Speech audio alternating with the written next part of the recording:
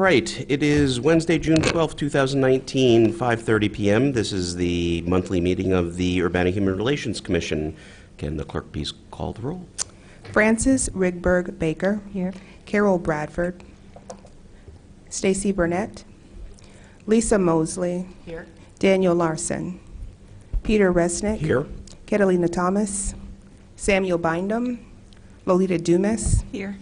Brianna Donald. All right, so we have a quorum. We have a very light agenda today. Yay, team. Can I get a motion for approval? I move that we approve the agenda. Thank you. And second? I'll second it. So we have a motion by Lisa, second by Fran. Any discussion? All those in favor, please say aye. Aye. Any opposed?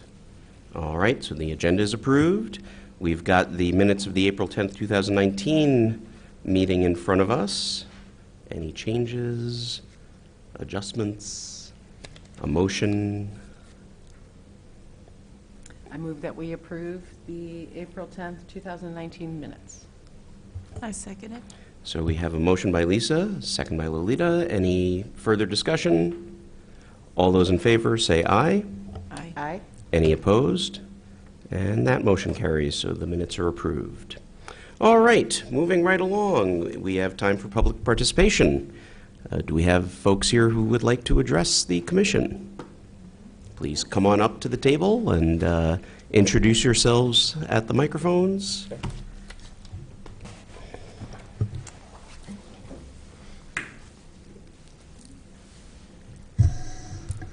I'd like to introduce myself as Darren Martin. I'm the general manager with Vermeer Midwest. And I am Andrea Knoll. I'm the Human Resource Manager at Vermeer Midwest. So with that, I'd like to maybe tell a little bit of background of our company. There was a handout that was given. We are a family-owned company from 1971, have a long-standing relationship with the city of Urbana. There's a wide range of equipment there you can see. Some of them that you do own are brush chippers for grinding up trees and making them into wood waste. And then also tub grinders and trommel screens just recently, so you can recycle that into the society here. And then also stump grinders, so it kind of goes hand in foot with the environmental line that we have. We also offer a lot of services to you. We sell you parts. We also do road service for you. So we do have 5 service trucks that are out of our dealership in Goodville, Illinois, so we do that for you also. We offer a lot of training, arborist training, so we do all of these in combining with the business that we do with you. So that's kind of a little bit of a background that we have, just sharing of our company. With that, I'll let Andrea take it away. Okay, I'm just going to start by talking a little bit about the makeup of the company, talking about our recruiting efforts and where our challenges are with that in general, and then in relationship to diversity. So right now we have 53 team members. Our average tenure is 15 years, so people tend to stay a long time when they come to work for us. In 2018, we have a very low turnover as well. So in 2018, we had 4 people leave. We hired 5 people, and as Darren mentioned, we are a very family-oriented company. So 2 of those people were children of the owner. Another person was a child of the manager that they now report to. One of them was me. And then we had one just completely outside hire who wasn't a referral or anything. As far as recruiting, our absolute most difficult position to fill is our service technicians. So the people that work on the big, heavy equipment there. The U.S. Bureau of Labor Statistics, I'm sure you've heard there's a lack of skilled labor, but they anticipate that we're going to need about 46,000 more service technicians to meet the demand that's out there. So we have a hard time finding qualified people to fulfill those roles. We are looking, when we look for people to fill those roles, we would like to see people who have gone to a technical school, specifically for heavy equipment. And it seems that people that have worked in agriculture on farms, that skill set seems to translate well over to us also. So our strategy to fill our positions has been to kind of overstaff and recruit from the technical schools in the areas in which we have locations, and get them after they've graduated, do internships with us, and then we hire them on as a technician.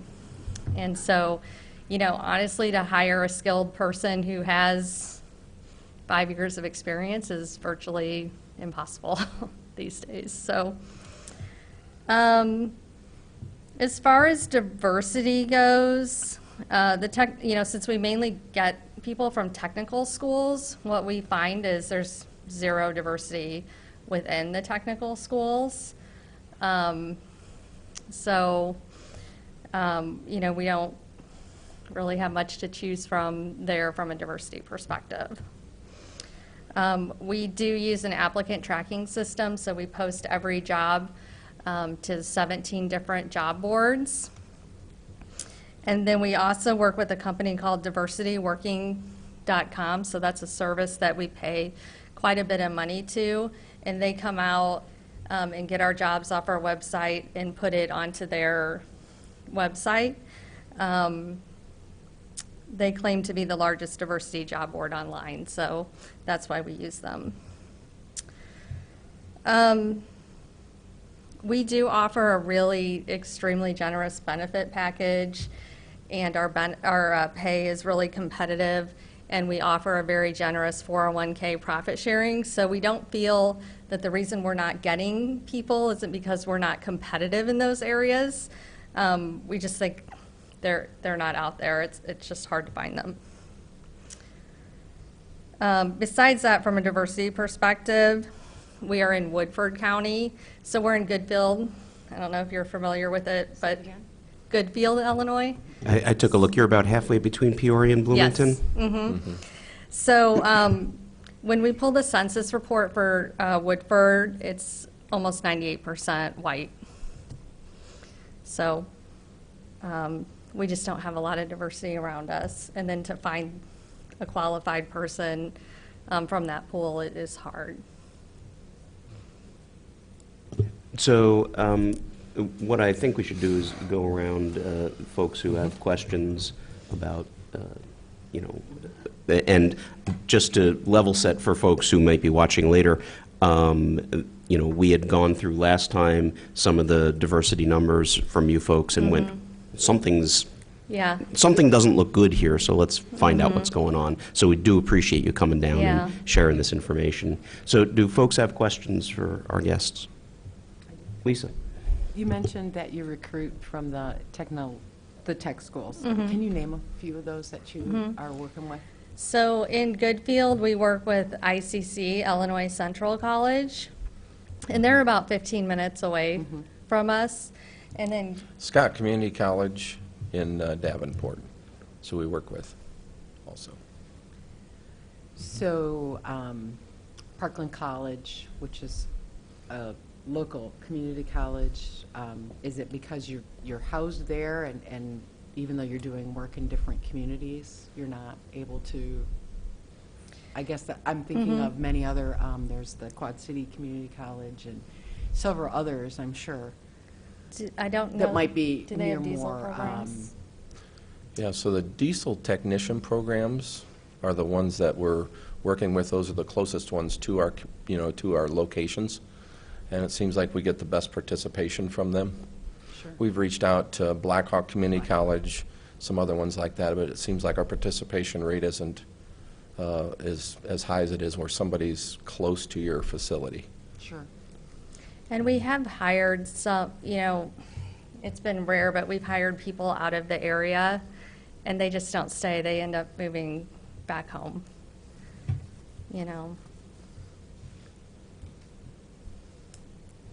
Fran?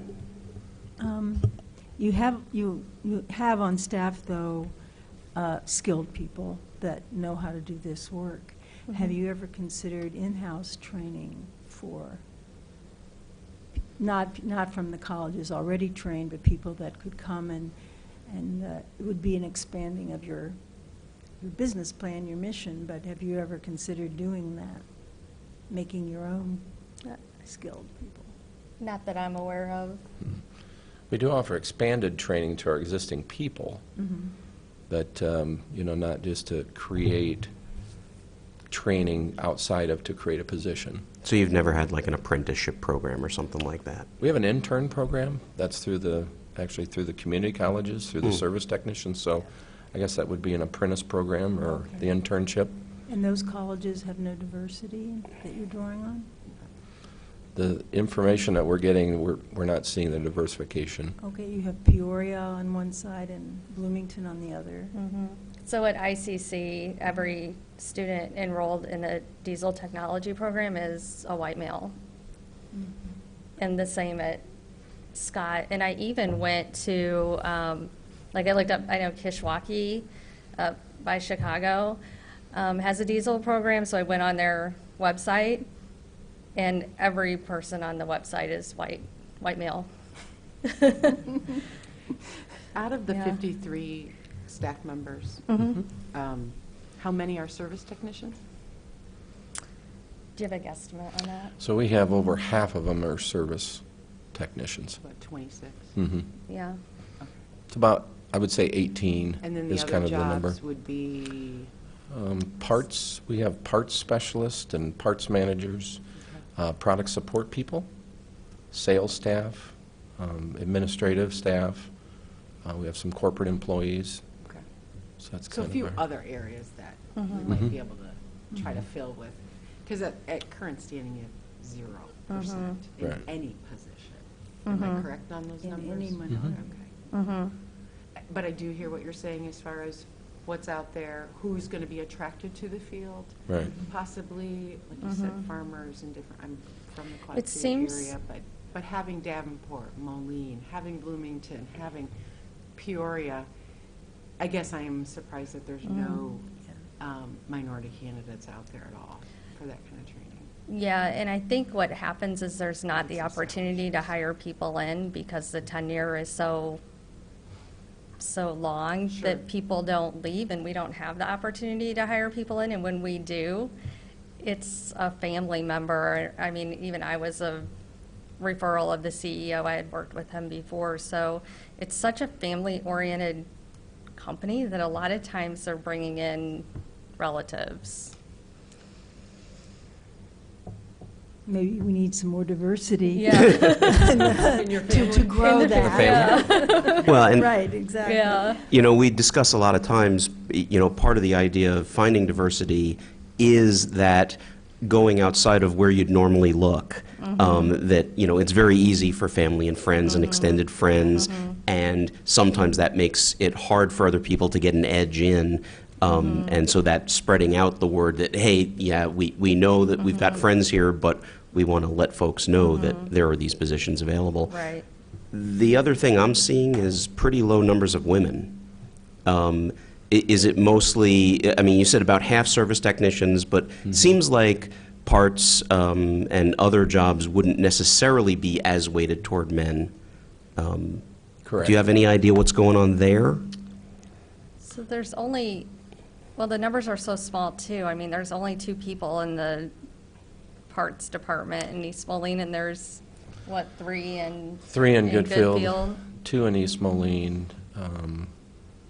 Our sales staff is all male in the construction field. It's a heavy equipment.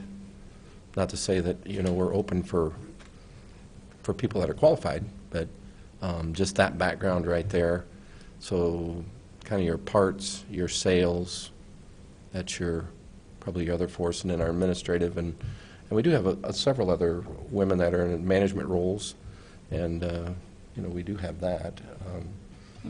Yeah, because the numbers we were seeing was, current numbers around 9 women out of the 50 employees, give or take.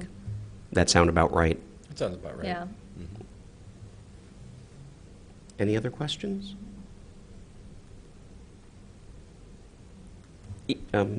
Yeah, Fran? I'm kind of curious about the diversityworking.com.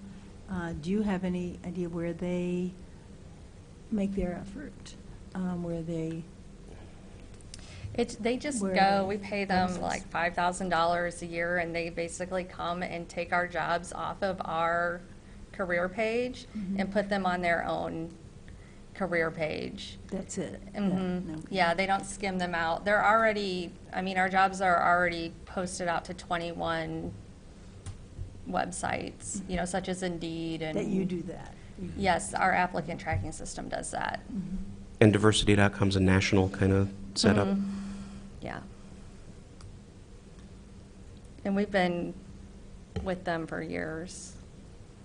Cecilia, you had a question or a I comment? wanted to ask you, you mentioned the average tenure of your employees, and I missed it, Oh, 15 years. 15 years? Mhm. Okay.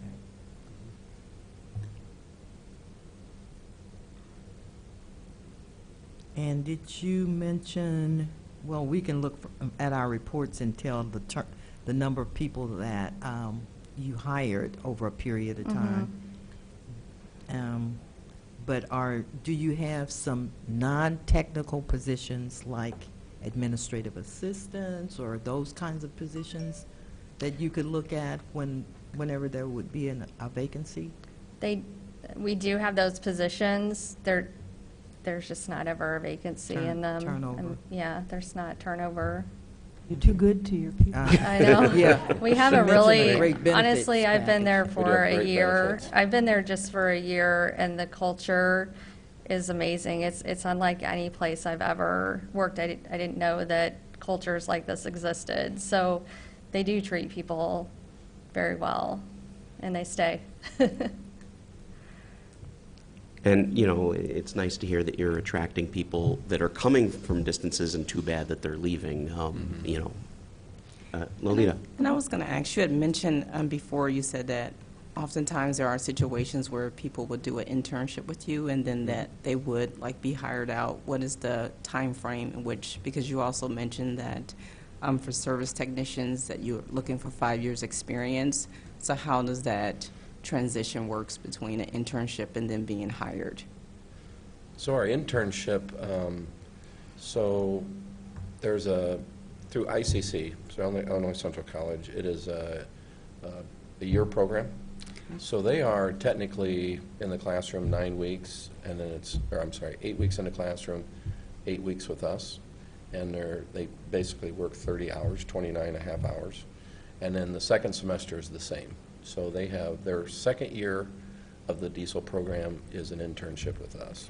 Scott Community College runs, I believe it's 220 hours or 230 hours of internship, and that's through over a year program too. So they're actually all year long, but then their internship has to be a minimum of the 320, I think, or 330 hours. So that's our internships that we run through the diesel program. So would they have prior experience that would equal up to that 5 years that will make them qualify for that service technician position? Are they getting hired? Are the interns getting hired by you Yes. guys? The interns are getting hired, and it takes them about 2 to 3 years. You can correct me if I'm wrong, but 2 to 3 years to be a fully competent technician. So are they like on probation until that point, or what is their role until they're a full service technician? So they're hired on as a service technician, and then they just work. We do two things. We do a buddy system. So Okay. we actually have one technician that works with them, Okay. and we assign them, so that's kind of a culture thing, but it's also then the learning. So they're actually working with more of a veteran, somebody that's got the experience. So then we work them up so that then they're able to, I would say the first 6 months, it's a buddy system 100%, and then they slowly get graduated off of that, and they're working on equipment themselves, which is really comes to probably 3 years before they're actually full up to speed and working on equipment by themselves. And then they may start on less complicated Right. work. And then, you know, as time goes on, they'll be put on more complex problems. And then through that, our training, we do several different types of training. We have training at our manufacturer, which is in Pella, Iowa, and then we also do online training. So which has to do with, learning about the hydraulics, the electrical, and all of those things, as well as, the whole level of things. If you look at the piece of equipment that are on there, you'll see some that are probably about the size of this table, and you'll see some that are the size of semis. So there's a very big complexity of that. The electrical systems get more complex on the larger pieces of equipment, so then we need more training, and that takes them longer to get up to speed, with that. So we have, I think, a good starting training program, because I think we want employees to be successful, and then we also know that when they come out and work on your piece of equipment, we want somebody that's really competent, that does a really nice job, so that we get that customer experience and that customer satisfaction from what they're doing. So there's a fulfillment both ways we look at from a culture standpoint. So that's kind of a brief synopsis on our training. It's a little bit more in depth than that. We kind of have it lined out as so many hours of training the first year, so many hours of training the second year, but we feel like we have a good success rate, and that's part of the reason I think why our people stay. Is they get that self-fulfillment from our work. So I've got a question. Do you have a gut as to, like for ICC or any of the other colleges you're working with? I mean, it sounds like their populations are pretty not diverse. Is that population based around where they're centered? Is that it just happens to attract folks, farmer families who've been white for many generations? Do you have a sense of what's driving their lack of diversity? I'm not sure if I can answer that other than, from what you stated first, the agricultural.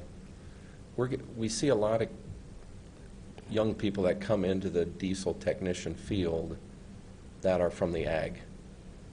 And it's usually, how it is, it's one family. You said you were maybe up from the Quad City area. You kind of know the agricultural line of a family to a family to a family. There's not as many new people going into the agricultural field as you see in other fields. So those people are out.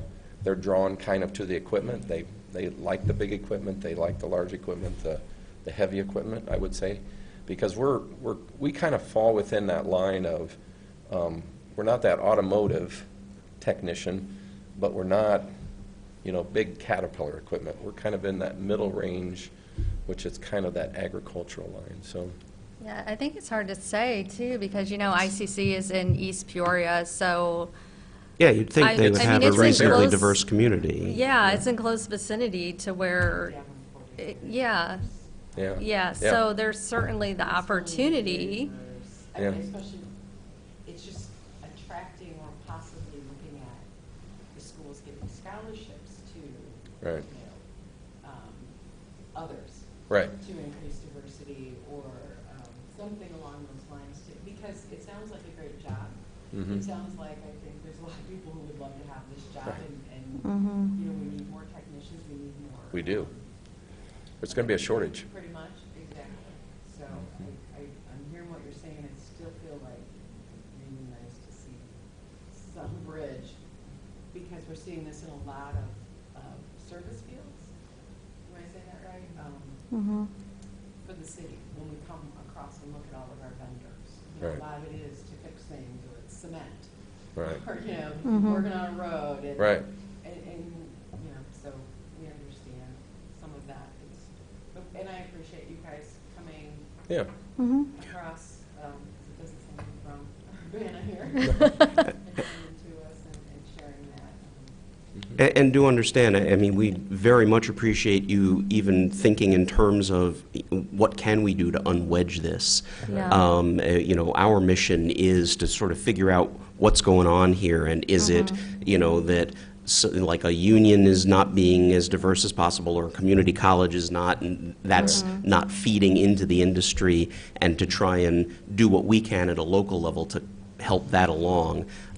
So it's good that you're thinking about these issues and willing to talk to us about it, and we hope you do so ongoing. Yeah, so for us, it would be helpful if the technical schools, I don't know what their efforts are. Are they going into diverse high schools and trying to make this job attractive to a diverse group? I mean, I don't know what they're doing, but it's not showing up in their programs. So it would certainly give us something to pick from. No, they need you to come in and say what a great job it is, how much money they're going to make, all their good Right. Possibly look Yeah. down this road. And, you know, we would certainly do that. Any other questions? I just want to make a comment. Yeah, Um, please, Cecilia. It is very clear that you are making good faith efforts in terms of reaching your outreach. The good news about the commission is we are always here to give our opinions and offer ideas. So please do not hesitate to call my office if you have any questions or you want to run an idea past me.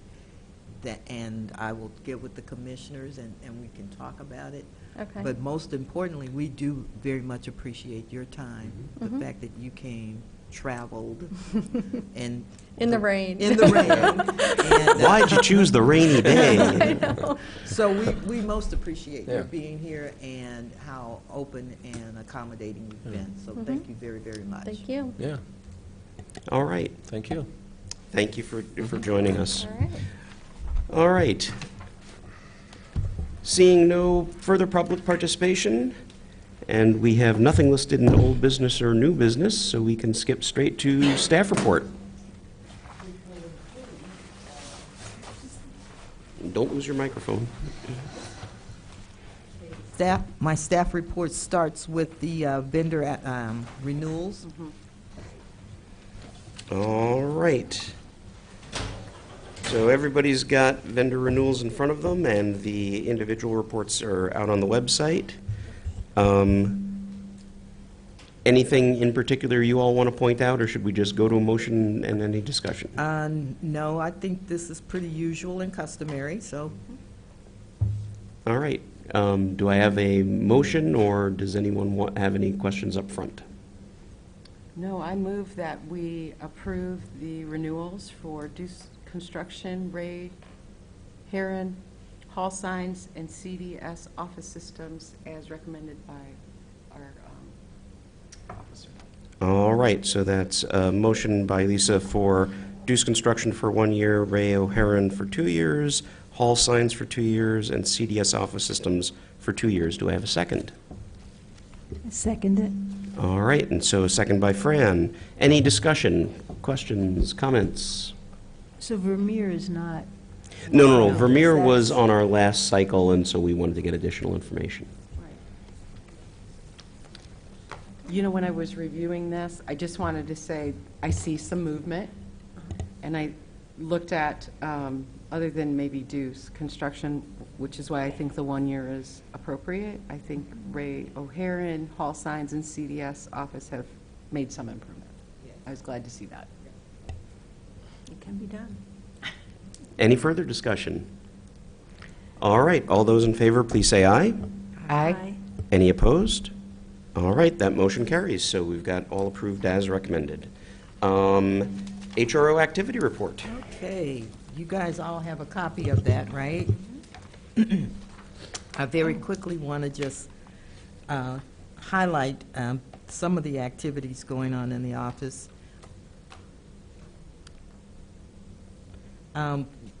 We had talked about at the last meeting that the commission needs to start working on having greater visibility within the community. The last time we met, Monique and Preston had represented the HRC and the office itself at an event. Oh, the Disability Expo. Coming up this month, on June 22nd, is the Jetty Roads event, which is in King Park, and Monique and Preston will be out of town. I will be the staff person there, but the city will also have additional staff people there from other departments as well, so we plan on having a big presence there. But my role there will be representing the HRC, and I will be handing out your brochures and talking to people about what the role and the function of the commission and the office is. The coding boot camp program is still not off the ground yet. I have not been able to meet with the individual that had expressed an interest in working with me yet, simply because our schedules we just haven't been able to hook up yet. So hopefully I will be able to offer some information on this for our July meeting. The purchasing ordinance is, the draft is done, but we have not gone before the city council for approval. So I'll be able to give you an update on that in July as well. And over the last month or so, I have had 3 contacts with the office as it relates to filing of discrimination complaints. 2 of them are employment complaints. One is, the basis is race, the other conviction record. The third one is a housing issue, and I list it as an inquiry at this point because we're really trying to work to resolve it, and it's an ADA accessibility issue. So hopefully that will be resolved the next time we get together.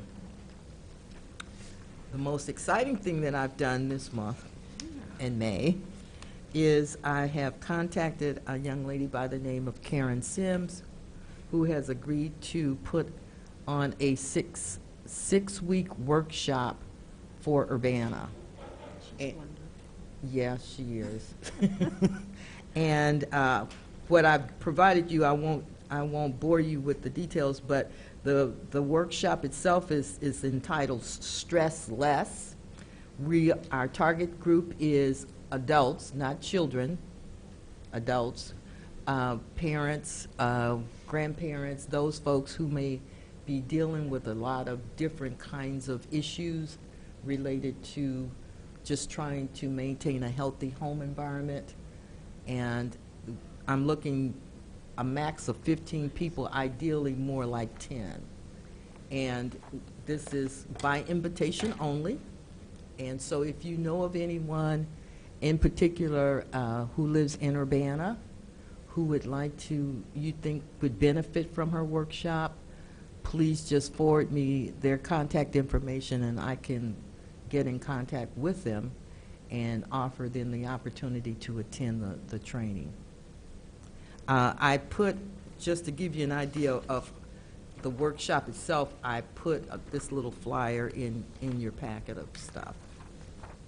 But I think it will be a very good program.